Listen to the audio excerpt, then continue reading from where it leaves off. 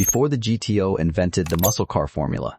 Before the Mustang created the pony car segment. Before the Camaro and Charger turned American streets into battlegrounds, Detroit was already at war. The weapons were different. The bodies were longer, heavier, and draped in chrome that caught light like polished armor. The tail fins reached toward the sky as if the cars themselves were trying to escape gravity. And underneath those theatrical exteriors, something serious was happening. Engineers were stuffing displacement into platforms that had no business making the kind of power they were producing. Insurance companies had not yet drawn their battle lines, federal regulators had not yet sharpened their pencils, and the American highway system was just beginning to stretch from coast to coast, offering exactly the kind of open road that rewarded horsepower without apology. What followed was a performance arms race that most automotive historians have consistently undervalued. The 1950s did not merely set the table for the muscle car era. In several documented cases, the cars produced during that decade were faster, more powerful, and more technologically advanced than anything that came immediately after them. These are 10 of the fastest American automobiles built before the muscle car era officially began, and each one carries a story that the standard history has not told completely enough. Number 10, 1957 Chrysler 300C. The 1957 Chrysler 300C sits at the top of this list not because of sentiment or brand loyalty. It sits there because the engineering case for its placement is essentially unanswerable. Virgil Exner's forward-look design gave the 300C a body that was long, low, wide, and visually commanding in a way that communicated authority without requiring aggression. The trapezoidal grille, the disciplined tail fins, the formal proportions. This was a car that looked like it owned whatever road it occupied. But the design was secondary to what Chrysler's engineers had placed beneath that hood. The 39.2 cubic inch Hemi V8 produced 375 horsepower in its most potent street configuration. The hemispherical combustion chamber design that gave the engine its name was not a marketing concept. It was a genuine engineering advantage. Better flame propagation, higher compression tolerance, and a thermal efficiency that allowed the engine to produce its rated output consistently rather than theoretically. Top speed was documented at 145 miles per hour. For a full-size American production automobile in 1957, that figure had no peer in the domestic market. Chrysler built the 300C in limited numbers and priced it beyond the reach of most buyers, which meant the car operated in a rarefied space where performance credentials mattered more than sales volume. It won NASCAR events. It set land speed records, and it did all of this while carrying enough interior luxury to suggest it had no interest in competition at all. Number 9, 1957. Chevrolet Corvette fuel injection. The 1957 Chevrolet Corvette with Rochester Ramjet fuel injection represents a different category of achievement. Where the 300C dominated through displacement and brute mechanical authority, the fuel-injected Corvette demonstrated that American engineers could pursue European-style technical sophistication and arrive at results that European manufacturers could not dismiss. The Corvette's story before 1957 was complicated. The original 1953 model had debuted with a 6-cylinder engine that produced performance figures embarrassing for a car marketed as a sports car. Chevrolet understood the problem clearly and spent the following years correcting it with increasing urgency. The 1957 solution was the Rochester mechanical fuel injection system applied to the 283 cubic inch V8. The result was exactly 283 horsepower, 1 horsepower per cubic inch of displacement. A threshold that American engineers have been chasing as a symbolic benchmark for years. The significance of that achievement extended beyond the number itself. Fuel injection in 1957 was expensive, mechanically demanding, and technically advanced in ways that most American manufacturers considered impractical for production vehicles. Chevrolet built it anyway, and the fuel-injected Corvette reached a documented top speed of approximately 132 miles per hour. It was not the most powerful car on American roads that year, but it was the most important because it established that Chevrolet's sports car program was serious in ways that the 1953 original had failed to demonstrate. Number 8, 1959, Pontiac Catalina Tri-Power. The 1959 Pontiac Catalina with Tri-Power induction occupies this list for reasons that go beyond its performance numbers, though those numbers are substantial.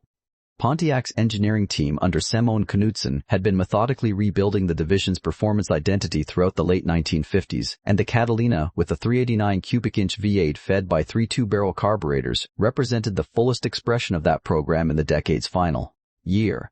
The wide-track chassis design that Pontiac introduced for 1959 gave the Catalina a stability and balance that heavier competitors without that engineering attention could not match. The Tri-Power induction system delivered progressive carburation. the outer two carburetors remaining dormant under light throttle, all three feeding the engine simultaneously under full demand. The result was 345 horsepower in the most aggressive configuration, delivered through a platform that weighed considerably less than the Chrysler products it competed against. Top speed fell in the 105 to 140 mile/hour range depending on gearing, but the Catalina's historical significance extends beyond its decade. The engineering philosophy that produced it, lighter body, wider stance, high output engine in a mainstream platform, was the direct predecessor of the GTO formula that would define American performance throughout the following decade. Pontiac was not accidentally fast in 1959. The division was executing a deliberate strategy, and the Catalina Tri-Power was its clearest proof. Number 7, 1958, Plymouth Fury, Golden Commando. The 1958 Plymouth Fury Golden Commando brought Chrysler's performance ambitions into a price range that a much broader audience could access. The forward-look body that Virgil Exner had applied across Chrysler's entire lineup gave the Fury a visual drama that its price point did not suggest. Low, long, with tail fins that declared intent even when the car was standing still. The Golden Commando engine package installed a 350 cubic inch V8, producing 305 horsepower, into a platform that most buyers associated with practical family transportation. That combination, mainstream body, serious engine, accessible price, was the exact formula that the muscle car era would later industrialize. Plymouth was executing it in 1958, years before the GTO received credit for inventing it. Documented top speed reached approximately 135 to 140 miles per hour. The Fury's cultural footprint expanded significantly when Stephen King immortalized the nameplate in his 1983 novel Christine, but the car's actual historical claim predates that association considerably. It was among the fastest production automobiles available to an ordinary American buyer in the late 1950s. And it achieved that status without requiring the premium pricing that Chrysler reserved for the 300-letter series. Number 6, 1957, Ford Thunderbird F-Code. The 1957 Ford Thunderbird in F-Code specification is the most technologically surprising entry on this list, and that distinction belongs entirely to one component that Ford's engineers chose to install at a moment when most of their competitors were still debating whether fuel injection made practical sense for street cars. The F-Code Thunderbird carried a Paxton supercharger mounted on the 312 cubic inch V8, producing 300 horsepower from a displacement that without forced induction would have delivered considerably less. Supercharging in 1957 was not a novel concept in aviation or racing applications. As a factory-installed feature on a production personal luxury automobile sold through American dealerships, it was essentially without precedent. The Thunderbird's body, tidy, low-roofed, with the distinctive porthole windows on the removable hardtop, communicated refinement rather than performance intent. The F-Code's capabilities contradicted that communication completely. Top speed exceeded 132 miles per hour. Ford produced the F-Code in very limited numbers, which reflected both the cost of the supercharger installation and the mechanical demands the system placed on buyers who were not necessarily prepared for the maintenance requirements of forced induction technology in 1957. The cars that survive in documented F-Code specification are among the most sought-after Thunderbird examples in the collector market, and the engineering decision that created them remains one of the most audacious factory performance choices of the entire decade. Number 5. 1959 Chevrolet Impala 3048 Tri-Power. The 1959 Chevrolet Impala with the 3048 cubic inch W Series engine and tri-power induction sits in a specific position on this list that reflects something important about how Chevrolet approached the late 1950s performance market. The Impala was not designed as a performance car. Its wide body, long proportions, and chrome-intensive styling communicated exactly what the market wanted from a full-size Chevrolet in 1959: presence, comfort, and a sense of occasion that everyday transportation did not provide. The 348W Series engine with 3 two-barrel carburetors producing 35 horsepower was available to buyers who understood the order sheet well enough to find it. Most buyers did not. The car that resulted from that combination was something the Impala's exterior gave no indication of: a full-size family automobile capable of top speeds in the 125 to 130 mile per hour range that placed it in direct competition with dedicated performance machines. The 348W Series was the direct ancestor of the big block engines that Chevrolet would deploy through the muscle car era and beyond. In 1959, it was operating in a platform that disguised its capabilities almost completely. That gap between appearance and reality became one of the defining characteristics of American performance culture in the years that followed. Number 4, 1957, Dodge D500. The 1957 Dodge D500 package represented Chrysler's most direct effort to translate competition experience into street-legal hardware during the decade. Where the 300C maintained luxury pretensions alongside its performance credentials, the D500 made fewer concessions to comfort and more to capability. The Red Ram V8 in high-performance D500 specification produced over 285 horsepower, with certain configurations exceeding that figure through dealer-installed options that Dodge acknowledged without fully advertising. The chassis tuning was more aggressive than standard Dodge production vehicles of the era, and the overall character of the car was closer to what the following decade would recognize as a muscle car than almost anything else produced in the 1950s. Top speed ranged between 135 miles per hour in documented testing. Dodge's NASCAR involvement during this period was not coincidental. The D500 package was developed with direct input from the division's racing program, and the street car reflected that influence in ways that buyers who pushed it discovered immediately. Number 3, 1956, DeSoto Adventurer. The 1956 DeSoto Adventurer occupied a specific position within Chrysler's divisional hierarchy that allowed it to pursue performance credentials without competing directly against the 300-letter series. Virgil Exner's forward look gave the Adventurer a body that was simultaneously flamboyant and purposeful. Gold and black color schemes, aggressive chrome detailing, a visual personality that distinguished it clearly from the more restrained 300C. Beneath that exterior was a 3041 cubic inch Hemi V8 producing 320 horsepower, a figure that exceeded most dedicated sports cars of the era regardless of national origin.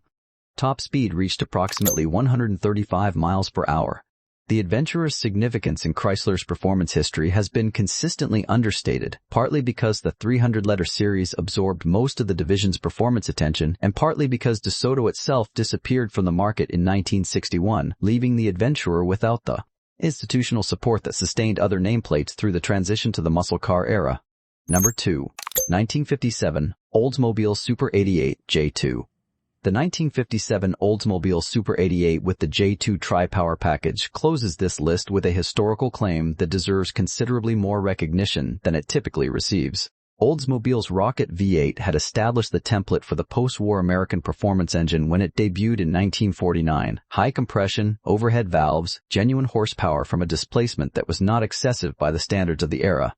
By 1957, Oldsmobile had refined that formula to the point where the J2 package, with its 3 two-barrel carburetors feeding the 371 cubic inch Rocket V8, produced 300 horsepower in a full-size body that attracted no particular attention from anyone who did not know what the J2 badge signified.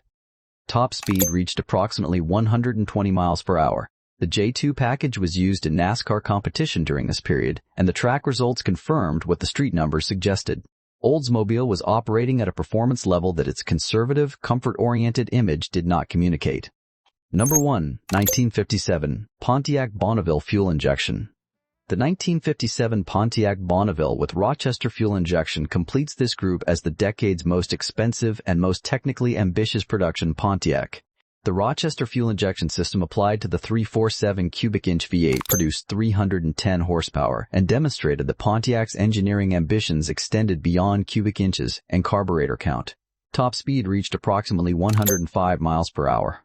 The Bonneville's fuel injection option was expensive enough that very few buyers selected it, which makes surviving examples among the rarest production Pontiacs of the entire decade. These 10 automobiles existed before the categories that would define American performance culture had been named or codified. There were no muscle cars yet, no pony cars, no supercar segment. What there was: engineers with access to displacement, buyers with appetite for speed, and a regulatory environment that had not yet decided to intervene. The cars that resulted from that combination were faster, more technically sophisticated, and more historically significant than the standard narrative has acknowledged. The 1957 Chrysler 300C at 105 miles per hour, the fuel-injected Corvette achieving 1 horsepower per cubic inch, supercharged Thunderbird that nobody saw coming. These were not previews of what American performance would become. They were the foundation on which everything that followed was built. If this era of American automotive history connects with what brings you back, leave a comment with the car from this list you would choose to drive. Subscribe to follow where this history goes next.